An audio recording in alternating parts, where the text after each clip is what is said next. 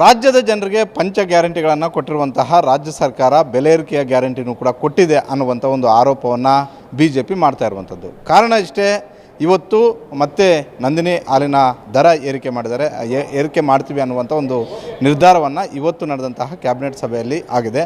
ಈಗ ನಮ್ಮ ಜೊತೆ ಇದರ ಬಗ್ಗೆ ಮಾತನಾಡೋದಕ್ಕೆ KMFನ ಅಧ್ಯಕ್ಷರಾದಂತಹ ಭೀಮಾ ನಾಯ್ಕ ಅವರಿದ್ದಾರೆ.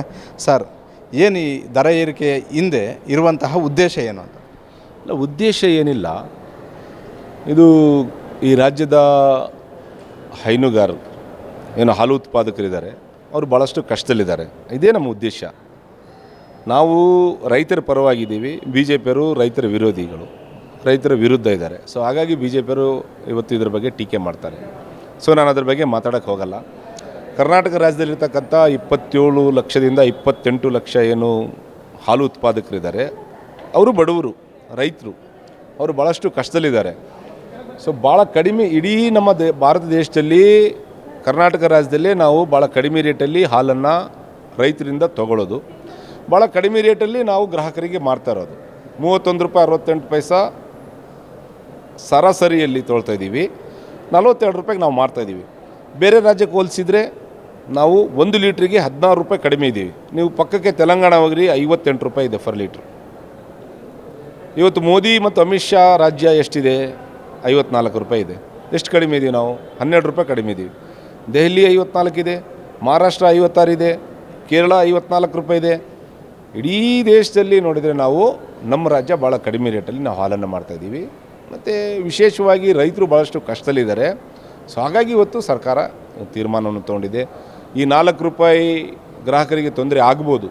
ಸೊ ಹಾಗಾಗಿ ತಮ್ಮ ಮೂಲಕ ಅವರಲ್ಲಿ ವಿನಂತಿ ಮಾಡ್ತೀನಿ, ಈ ರಾಜ್ಯದಲ್ಲಿರ್ತಕ್ಕಂಥ ಹಾಲು ಉತ್ಪಾದಕರು 27 ಲಕ್ಷ 28 ಲಕ್ಷ ಹಾಲು ಉತ್ಪಾದಕರು ಭಾಳ ಕಷ್ಟದಲ್ಲಿದ್ದಾರೆ.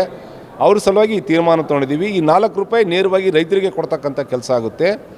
ಈ 4 ರೂಪಾಯಲ್ಲಿ ಸರ್ಕಾರಕ್ಕೆ 4 ಪೈಸಾನೂ ಬರಲ್ಲ, KMFಗೂ 4 ಪೈಸಾ ಬರಲ್ಲ, ಯಾವುದೇ ಒಕ್ಕೂಟಕ್ಕೂ ಬರಲ್ಲ. ರೈತರಿಗೆ ಅನುಕೂಲ ಆಗಬೇಕು, ರೈತರ ಪರವಾಗಿ ಸರ್ಕಾರ ಇದೆ, ರೈತರ ಪರವಾಗಿ KMF ಇದೆ, ರೈತರ ಪರವಾಗಿ ಒಕ್ಕೂಟಗಳಿದ್ದಾವೆ. ರೈತರಿಗೆ ಅನುಕೂಲ ಆಗಬೇಕು ಅನ್ನೋದರಲ್ಲಿ ಈ ತೀರ್ಮಾನ ಆಗಿದೆ. ಸರ್, ಯಾವತ್ತಿನಿಂದ ಇದು ಅಧಿಕೃತವಾಗಿ ಏಪ್ರಿಲ್ 1ನೇ ತಾರೀಕಿಂದ ಇದು ಜಾರಿಗೆ ಬರುತ್ತೆ. ಏಪ್ರಿಲ್ 1ನೇ ತಾರೀಕಿಂದ. ಹಾಗಾದರೆ ಈ 4 ರೂಪಾಯಿ ಕೂಡ ನೀವು ಹೇಳಿದಂತೆ ನೇರವಾಗಿ ಹಾಲು ಉತ್ಪಾದಕರಿಗೆ ಹೋಗುತ್ತೆ. ಇದರಲ್ಲಿ ಯಾವುದೇ ನಿರ್ವಹಣಾ ವೆಚ್ಚಕ್ಕೂ ಕೂಡ ನಾವು ಉಪಯೋಗಿಸ್ಕೊಳ್ಳೋದಿಲ್ಲ ಅಂತ? ಯಾವುದೇ ನಿರ್ವಹಣಾ ವೆಚ್ಚಕ್ಕೂ ಇದಕ್ಕೆ ಯಾವುದೇ ಸಂಬಂಧ ಇಲ್ಲ. ಇವೆಲ್ಲ ಊಹಾಪೋಹ. ಇದು 4 ರೂಪಾಯಿ ನೇರವಾಗಿ ರೈತರಿಗೆ ಕೊಡ್ತೀವಿ. ಇದರಲ್ಲಿ ನೋ ಕಾಂಪ್ರಮೈಸ್, 100ಕ್ಕೆ 100ರಷ್ಟು ರೈತರಿಗೆ ಕೊಡ್ತೀವಿ. Thank you. ಇದಿಷ್ಟು KMF ಅಧ್ಯಕ್ಷರಾದಂತಹ ಭೀಮಾ ನಾಯ್ಕ ಅವರು ಹೇಳ್ತಾ ಇರುವಂಥದ್ದು.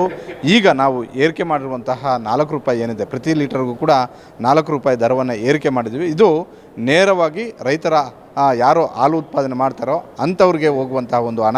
ಇದರಿಂದ ಸರ್ಕಾರಕ್ಕೆ ಒಂದೇ 1 ರೂಪಾಯಿ ಕೂಡ ಬರೋದಿಲ್ಲ ಅನ್ನುವಂಥ ಒಂದು ಮಾತನ್ನು ಹೇಳ್ತಾ ಇದ್ದಾರೆ. ಕ್ಯಾಮ್ರಾಮನ್ ಅಜಯ್ ಜೊತೆ Maruti Pagoda, guarantee news, Bengaluru. Guarantee news, ಸುದ್ದಿ ಖಚಿತ, ನ್ಯಾಯ ನಿಶ್ಚಿತ.